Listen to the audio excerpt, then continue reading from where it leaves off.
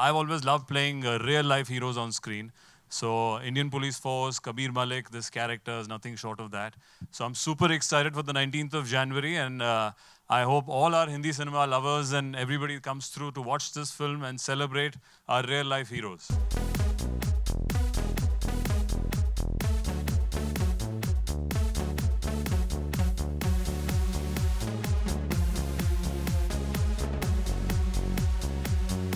I just feel so elated that Rohit thought of me to play Tara Shetty.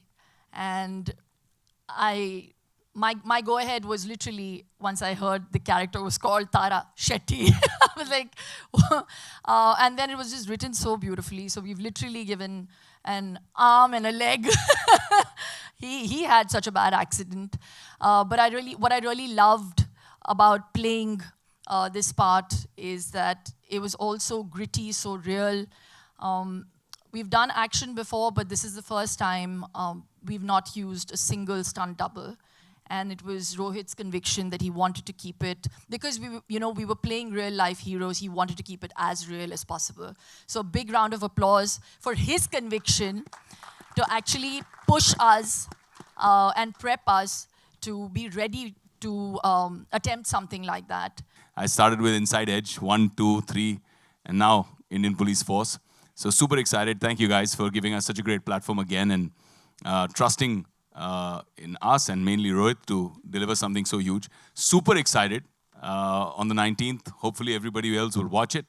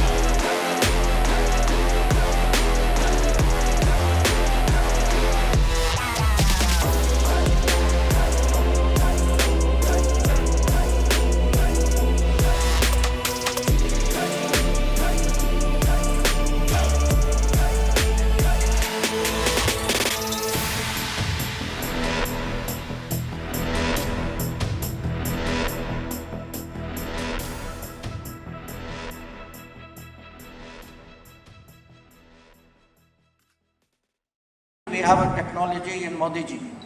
So that is also something which not every other country has the good fortune. Anna Yojana is like feeding all of America and all of Europe at the same time. If you look at Mudra program, there are more beneficiaries of Mudra program than entire population of Europe. Beneficiaries of Ujjwala are more than the population of Germany. I go around the world. The rest of the world is actually today talking about us. That they are asking today, how is it that you are able to do, because it was the same India before 10 years, 20 years, 30 years. What has changed in India? And I tell them that what has changed in India is a vision. That we are applying today, for example, because we have Aadhaar, because we have bank account. That Jan Dhan, by having bank accounts, we have actually changed not only governance, we have also changed society. By connecting it to the phone, to your mobile, we have ensured direct benefits. So we have actually used technology, but actually we have a technology in Modi ji. So that is also something which not every other country has the good fortune. So this change, this vision, this is today the talk of the world. That when I go abroad, people discuss international relations and diplomacy for 10 minutes. After that, they start asking me questions about India. What has changed in India? How are you able to do this? Because when you have to look at the numbers, that if you look at Garib Kal Anna Yojana is like feeding all of America and all of Europe at the same time. If you look at Mudra program, there are more beneficiaries of Mudra program than entire population of Europe. If you look at Awas, the number of people who are living in houses due to Awas program is more than the population of Japan. If you look at Ujjwala, the beneficiaries of Ujjwala are more than the population of Germany. So think, in 10 years, if you can give houses to Japan, change kitchen of Germany, feed entire Europe and America, what a achievement it is. So there is today a very great deal of respect for India, respect because they look at what has been the transformation.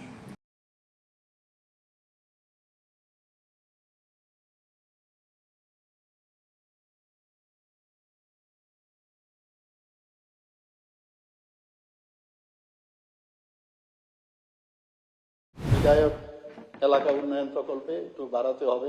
আমি জানি এটা খুব অসুবিধা হয়, আমাদের সবারই অসুবিধা হয়। আরো 25 লক্ষ টাকা করে সবার জন্য আরো বরাদ্দ হবে। ইংরেজি সুবর্ণবর্ষের প্রীতি ও শুভেচ্ছা জানাতে চাইছি। আমরা জানি যে বিধায়ক এলাকা উন্নয়ন প্রকল্প এখন বর্তমানে আমাদের 50 লক্ষ টাকা করে আমাদের বরাদ্দ রয়েছে এবং তাতে করে আমাদের 60 জন মেম্বারদের জন্য 30 কোটি টাকা ব্যয় হয় এবং এতে করে প্রায় 45 কোটি টাকা বরাদ্দ হয় টোটাল।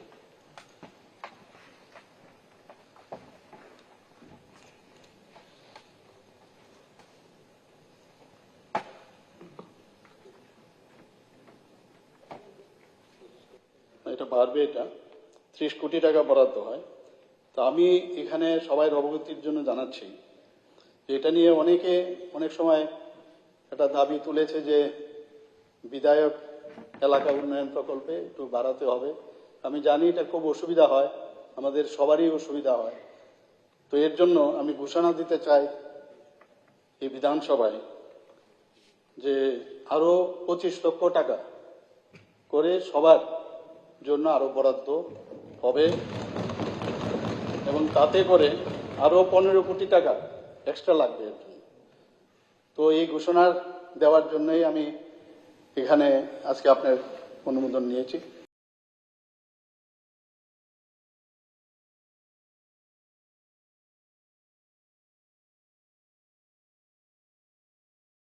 धोनी को गलत ढंग से जो है आर्थिक क्षति पहुंचाया है, जिसके चलते मजबूर होकर के उनको क्रिमिनल केस करना पड़ा है। आज के तारीख में 15 करोड़ से ऊपर का जो है गलत ढंग से आर्थिक नुकसान जो है धोनी जी को पहुंचाया। ये धोनी के मित्र थे, शुरू में धोनी के साथ काम करते थे और रणजी क्रिकेट प्लेयर भी रहे हुए हैं।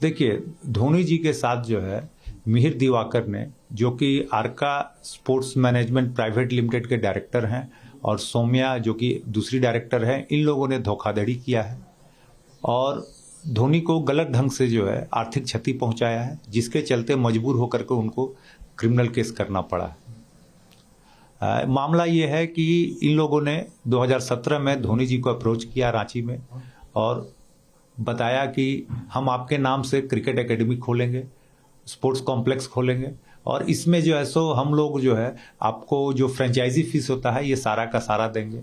धोनी जी ने उनकी बातों पर विश्वास करके उन्हें जो है अथॉरिटी दे दिया, लेकिन कुछ दिनों बाद ही उनकी नीयत बदल गई और वो जो है न कोई जानकारी देते थे, न कोई इनको पैसा देते थे एज पर एग्रीमेंट, और सभी जगह जो है इनके नाम से जो है खोल रहे थे MS क्रिकेट एकेडमी। जब धोनी जी को पता चला तो उन्होंने 15/8/2021 को अपना जो अथॉरिटी था उसको रिवोक कर लिया। उसके बावजूद ये कम से कम हमारी जानकारी के अनुसार 8-10 जगहों पर इन्होंने MS धोनी के नाम पर क्रिकेट एकेडमी खोला जो है। तो फिर हम लोगों ने इनको नोटिस भी भेजा। नोटिस के बावजूद ये अपने जो गलत ढंग से सुधर नहीं रहे थे और आर्थिक क्षति पहुंचा रहे थे। हमारे अनुमान के अनुसार आज के तारीख में 15 करोड़ से ऊपर का जो है गलत ढंग से आर्थिक नुकसान जो है धोनी जी को पहुंचाया।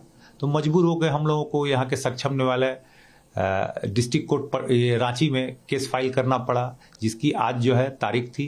आज जो है उनके ऑथराइज पर्सन सीमांत लोहानी जी ने आज सोलेमन एफर्मेशन ऑन ओथ दिया है और अगली तारीख जो है ये 20/1/2024 को लगी हुई है। सर, ये मित्र थे? हाँ, ये धोनी के मित्र थे, शुरू में धोनी के साथ काम करते थे और रणजी क्रिकेट प्लेयर भी रहे हुए हैं।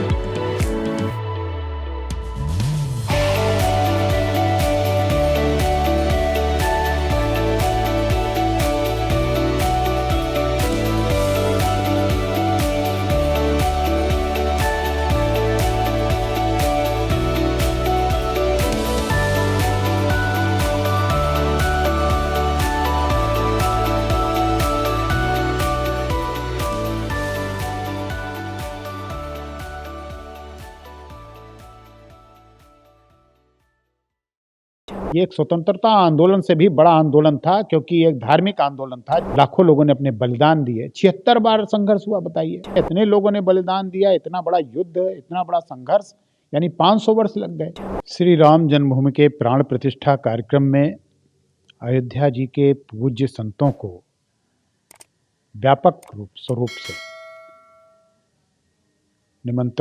आमंत्रण किया जा रहा है।